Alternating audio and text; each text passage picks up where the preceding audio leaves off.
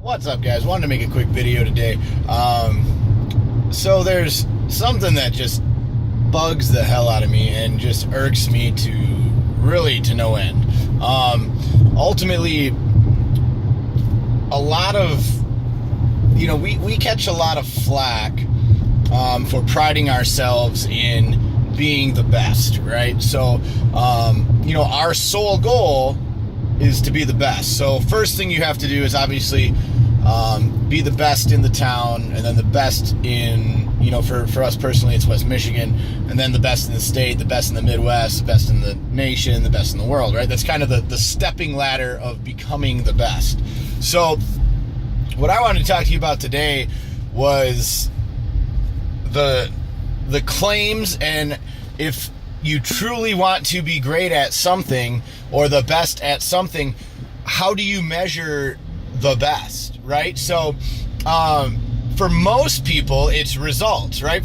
If you look at any company, any sports team, any individual athlete, the way that we correlate them with being the best, right, is based on their results. So something that I've never understood is, and I have to be careful with my verbiage because I don't want to get, an angry Facebook message or email from some Yahoo from another gym saying, well, you're making fun of us.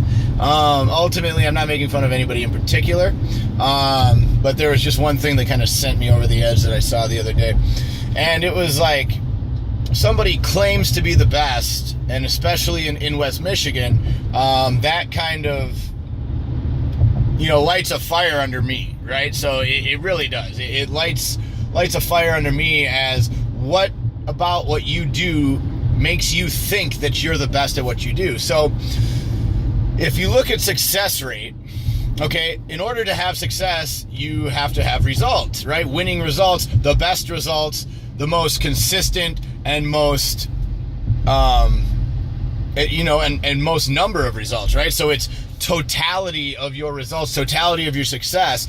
And when it talks about, criteria, when you think about criteria of what makes you the best, well, sure, anybody who's the best at anything does a few things, and it's all consistent. And it doesn't matter what industry you're in, whether it be sports, whether it be running a business, whether it be a gym, whether it be, playing video games, it doesn't matter. Is what is your, what are your accolades that you're claiming, and how do they compare to other people that you directly compete against, right? So, I think it comes down to a couple of different things, to be honest with you. I think that education plays a huge role in determining your success rate. Now, obviously, I have met some extremely overeducated people or extremely educated people who they have the personality of a piece of wood, right? They're jerks. They know that they're smarter than somebody, so they treat them that way. The first thing you have to understand about success is that, especially in my industry, is you are not better than any single person. The person who is paying you money for your services, that is your customer, that is your client. Now, in our business, the customer is not always right, obviously, because it's a gym.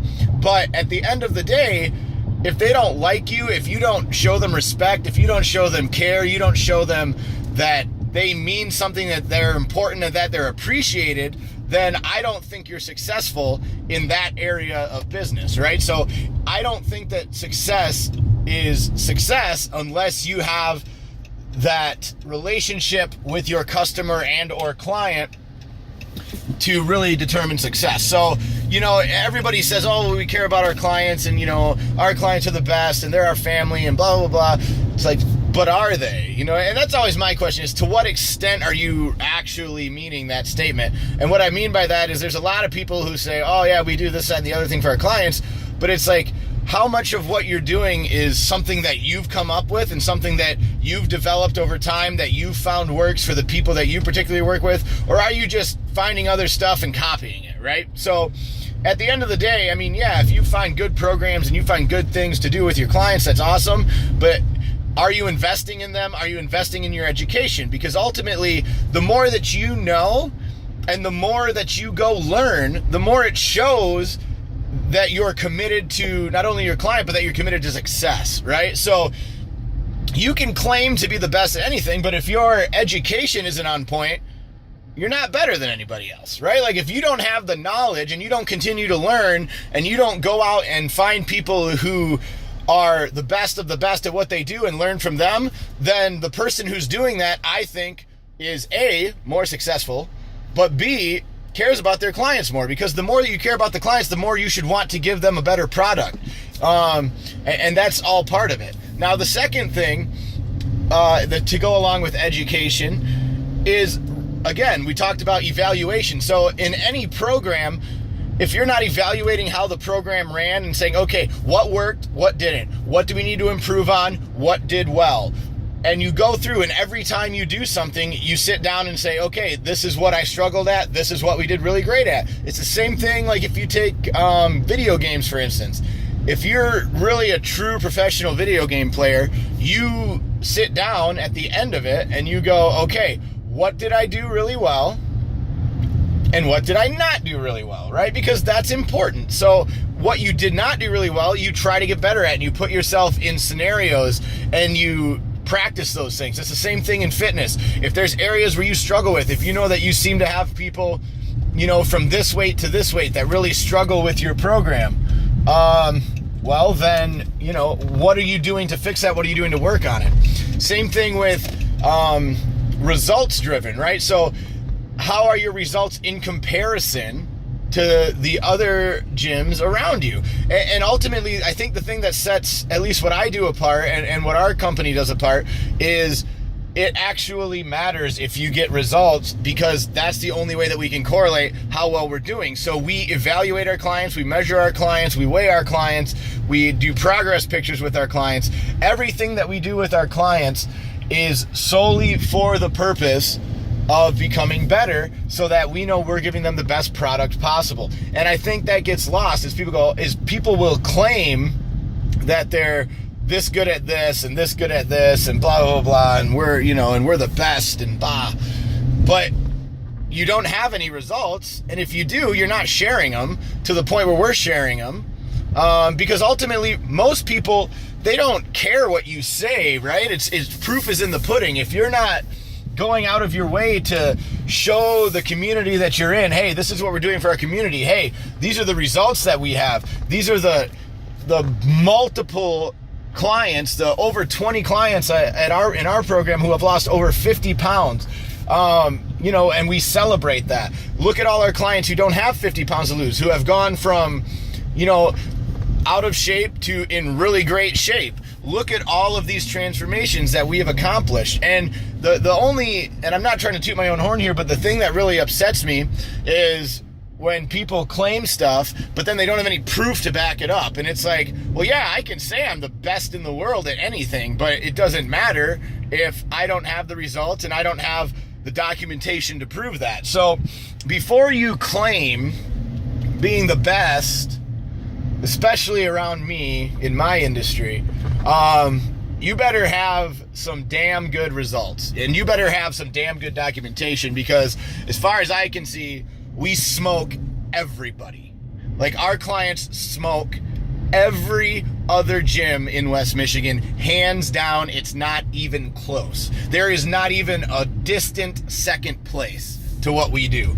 And you can say that that's me being arrogant.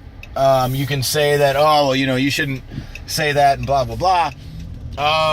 But in all actuality, it's true. And it's true until another gym comes out and says, hey, these are the transformations that we've had in this amount of time. These are the amount of weight, inches, pictures, whatever it might be.